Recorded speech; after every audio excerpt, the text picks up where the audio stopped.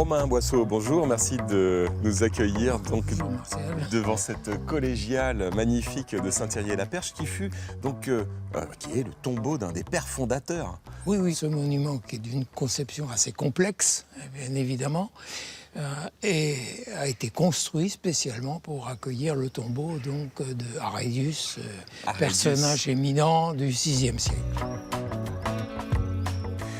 Elle est imposante, hein, cette collégiale, 70 mètres de long, 18 mètres de haut, avec, Monsieur Boisseau, des sculptures assez étranges. N'est-ce pas, oui. Au niveau des pendentifs, surtout.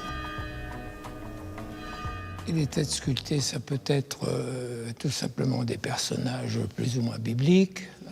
Ça peut être des motifs végétaux aussi, ou ça peut être aussi tout simplement certains aspects du malin, c'est-à-dire du diable. Pourquoi avoir fait ces représentations du malin dans ces édifices religieux? C'est-à-dire qu'on s'amusait beaucoup plus qu'on ne le pense au Moyen-Âge.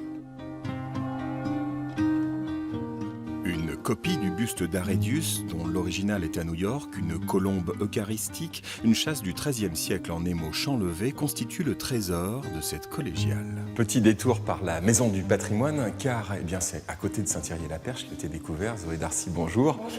Le kaolin. Et le kaolin, eh bien, ça permet de faire... De la porcelaine.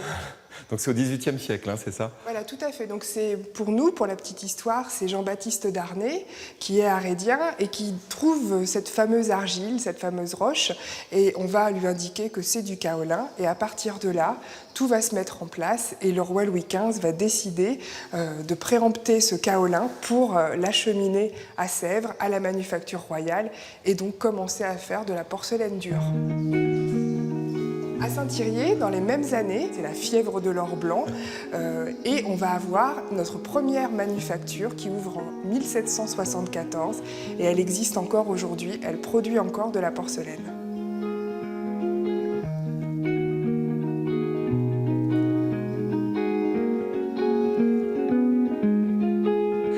À quelques kilomètres de Saint-Thierry, l'église du Chalard, sur son promontoire. Michel Rosier, bonjour.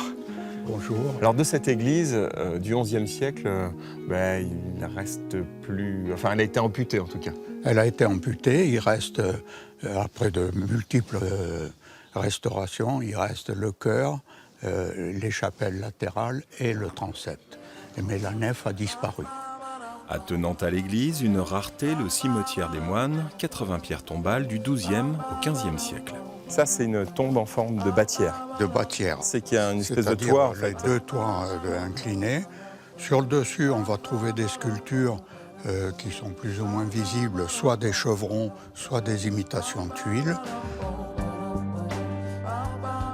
Ici, c'est la tombe du forgeron. Alors ici, vous voyez le marteau. Là, c'est le marteau, là. Oui. Ah oui, on le voit bien, là, ici. Et là, une paire de pinces, vous voyez. Et là, une paire de pinces. Monsieur Rosier, merci beaucoup. Et on se retrouve très prochainement pour une nouvelle étape dans cette route Richard Cœur de Lion.